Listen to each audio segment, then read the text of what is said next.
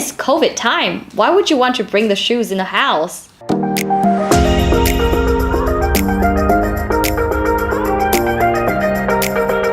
Hi everyone, welcome back to my channel. My name is Vân, I'm Vietnamese, and I'm gonna be your local tour guide who introduces you to Vietnamese culture, food, and travel. So if you'd like to learn more about Vietnam, don't forget to subscribe to my channel and hit that bell button so you'll be the first one to be notified for my next videos. So recently I did a video called A Vietnamese Reacts to 7 Things Not to Do in Vietnam by Kel McKinley. But today I'm gonna do 10 things that you should not do in Vietnam under a Vietnamese person perspectives. I think this video is gonna be helpful for those of you who plan on coming to Vietnam because it can help you mitigate the culture shocks and the misunderstandings in terms of communications due to the cultural differences. So yeah, without further ado, let's get right into the first one. We compare the weather here, especially in Hanoi, to a teenager who is going to her or his puberty because it is so unpredictable.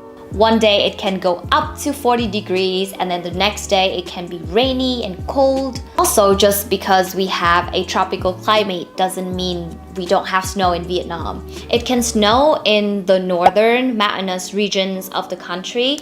I personally made a mistake underdressing when going back to Hanoi in the winter last year. I was so sure that I could handle the winter in Vietnam because I used to live 7 years in one of the coldest states in America, but I was wrong. It was freezing in December in Hanoi. Even though it was just like 10 degrees in Celsius, which is 50 degrees in Fahrenheit, but it's still so cold, guys. And I finally know the reason why is because Vietnamese people don't insulate their homes. Like they have no carpets, no fireplaces, no heat in the house, you know, they just use the legendary floral blanket that every Asian knows. So yeah, it might get very hot in Vietnam and it might get very cold in Vietnam, so don't underestimate the weather. Bring your 4 seasons clothes because you never know. One of my favorite things when I came to the US to study was that I could drink tap water, the water from the faucet. But when you come to Vietnam, keep in mind that Vietnam is still a developing country. We still need to work on our water contamination, water pollution. So the tap water in Vietnam is not safe to drink. If you want to drink water in Vietnam, I suggest you to buy water dispensers or water bottles from any convenience stores or supermarkets. Or if you want to drink tap water, just remember to boil the tap water first before drinking it.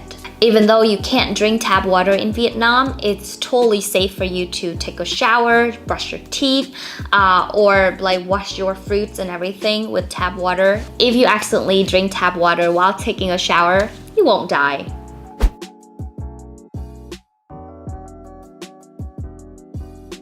Alright, number 3 is gonna be a sensitive matter, and I always don't like to talk about politics on my channel, but I think you guys should know this one because I have seen a lot of incidents that foreigners are being arrested for not knowing this rule. I know in America it's okay for you to make fun of your presidents, like you can make memes out of them or you can make them rap. That big tight, make your mama sit tight, make your girlfriend live tight, might she choose your dick tight. I'm the bad guy. Whoa.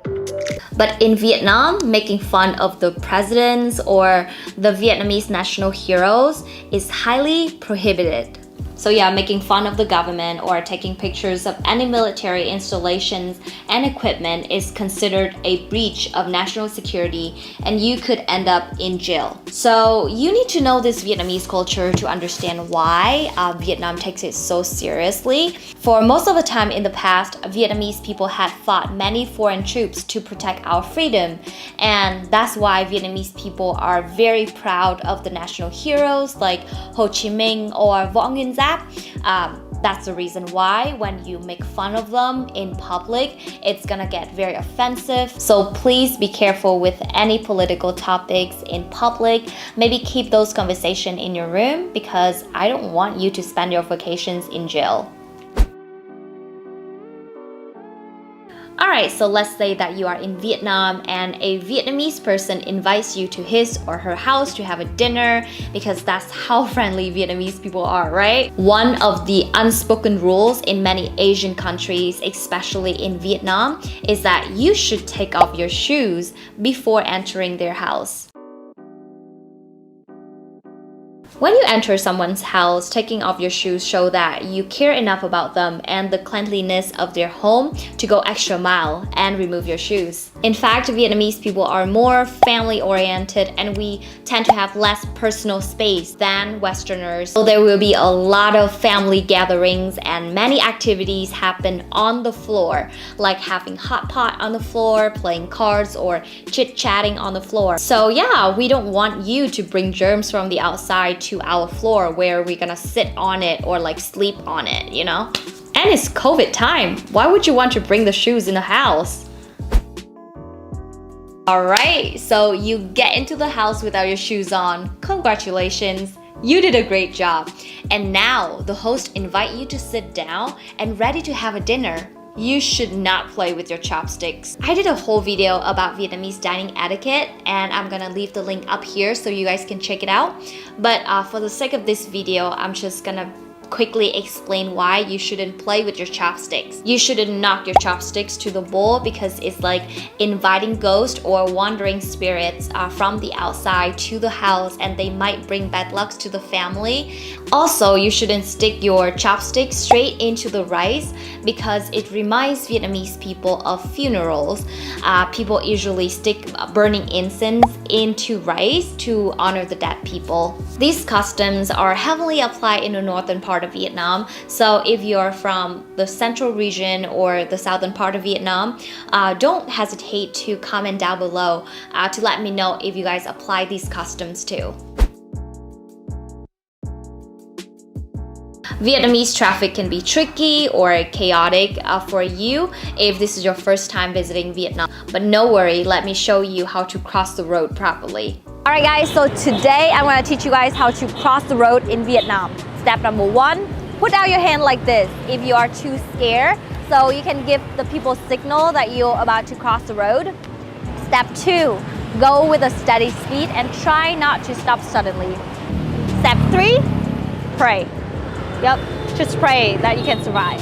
Alright, so let me demonstrate you, okay? Let's go.